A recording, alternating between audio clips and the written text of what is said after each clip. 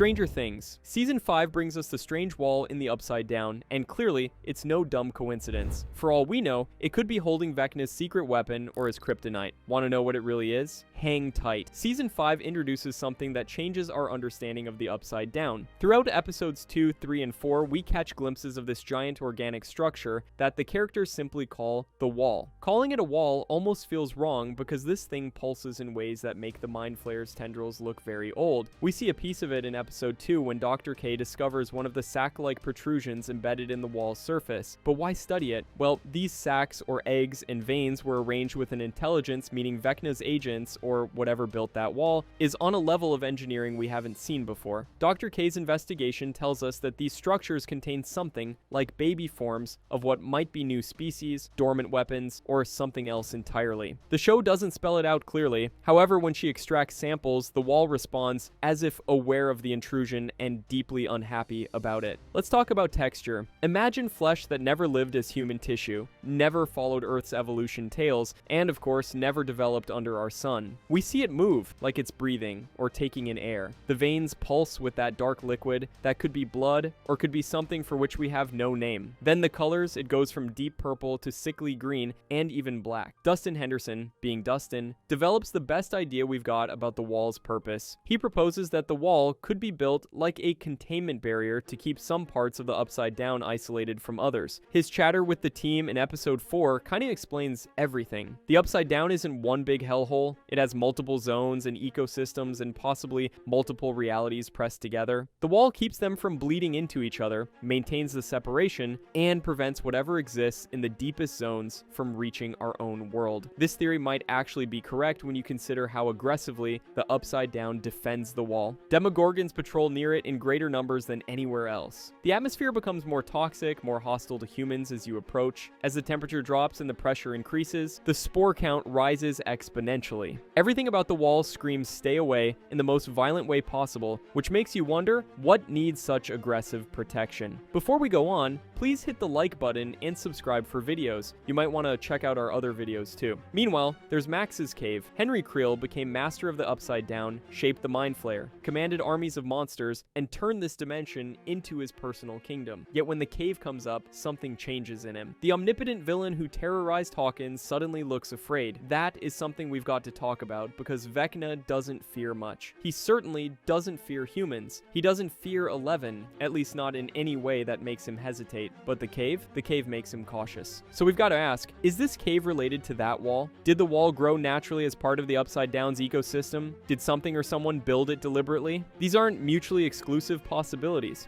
The wall could be both grown and designed. It could be cultivated by something or someone using biological processes we don't understand. Trust me, we've got no clues. The egg Dr. K investigates might be the wall's reproductive system or its defensive mechanisms. They could be seeds preparing to spread the wall further, expanding the barrier to new territories. They could be weapons waiting for specific triggers, biomines set to detonate when the wrong entity approaches. They could be something we haven't considered because we don't really know the most basic things about the Upside Down. When Dustin maps the wall's extent, the readings don't make sense. The wall's dimensions exceed what should physically fit in the space it occupies. It curves in directions that violate Euclidean geometry, wraps around sections of the Upside Down in patterns that suggest four-dimensional architecture. Dustin's calculations show the wall could be bigger on the inside than the outside and might be folding space to create boundaries that we can't see. Radio signals near the wall become unreliable within 100 yards, filled with static and strange noises that could be atmospheric interference or something trying to communicate in ways we barely understand. The wall glows, but not evenly. Patterns appear and fade across its surface, sometimes looking like brain activity, sometimes like written language, and sometimes forming shapes that are so unfamiliar. These shifting lights might be natural biological processes, the equivalent of brain waves in some living organism, or they might be deliberate signals. But let's see how things exist in the Upside Down. Max's cave and Vecna's house are landmarks in a place we're still mapping,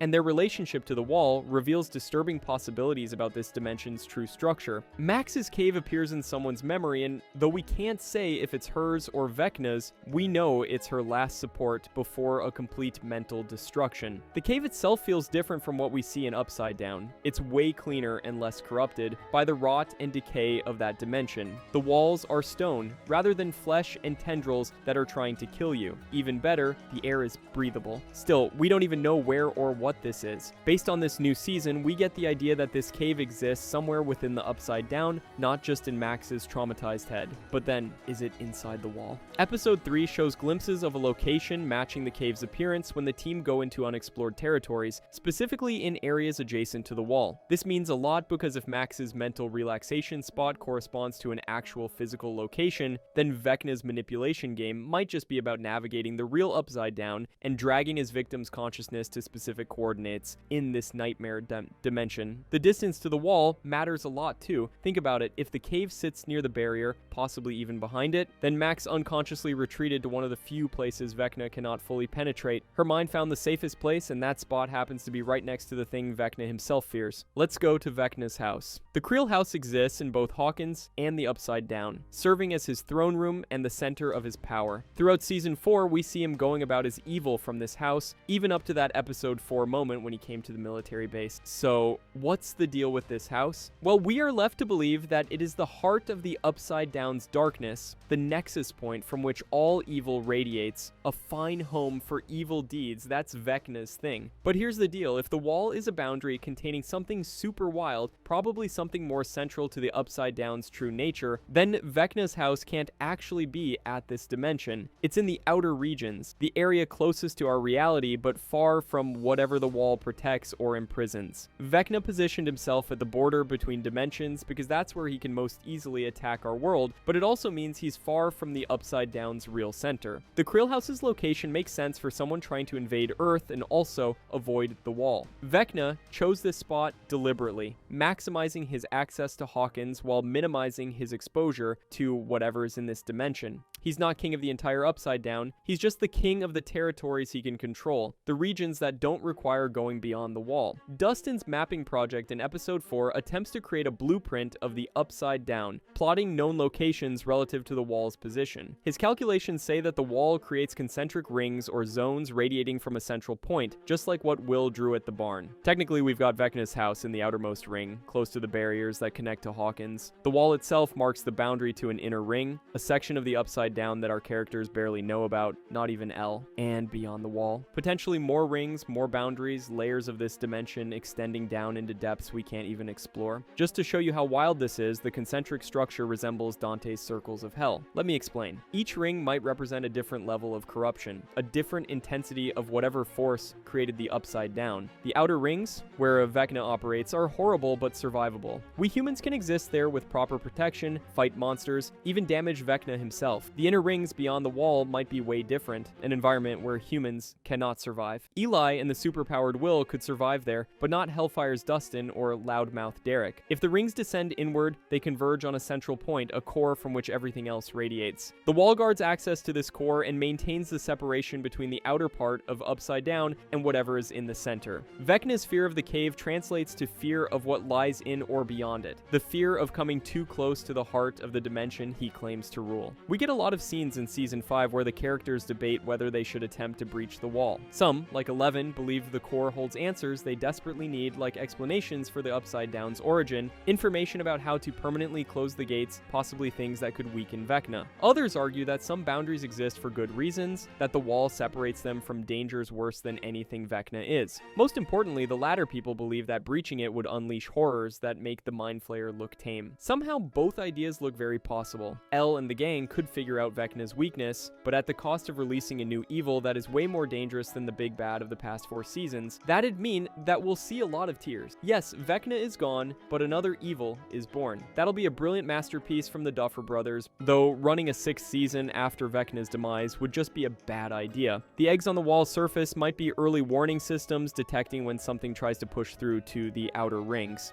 Dr. K's samples show cellular activity unlike anything in Vecna's creations, meaning these eggs probably weren't made by him. They predate him and existed before he became Vecna. If that's true, then we're in for a real power struggle. Vecna controls the outer rings, the areas he could conquer and reshape. The wall represents the boundary he cannot or will not push. Whatever exists in the center remains beyond his control, certainly beyond his courage to directly confront. The true power in the Upside Down might not be Vecna after all. For all we know, it could just be whatever evil lies behind that wall, allowing Vecna to play king king in the shallow territories while it waits in the depths. Still, we need to take a good look at Dustin's revelation again. So the smartest person in Hawkins finally puts pieces together, and his conclusion doesn't bring comfort. Dustin's theory about the wall evolves throughout episodes 3 and 4, starting as things he observed and later becoming an idea that just popped out of nowhere. At first, Dustin thought the wall was a simple barrier, something built to separate dangerous from less dangerous regions, just standard quarantine protocol for that realm. Nothing too much. But then, this theory lasts approximately 6 hours before the script starts to change. For example, the wall actively maintains separations against constant pressure from the other side. The organic structure works continuously, regenerating damage, reinforcing weak points, and responding to breach attempts. Barriers don't work this hard unless something is trying to get through. So, by the new revelation, the wall isn't exactly keeping our world safe from the Upside Down. Vecna already bridges that gap,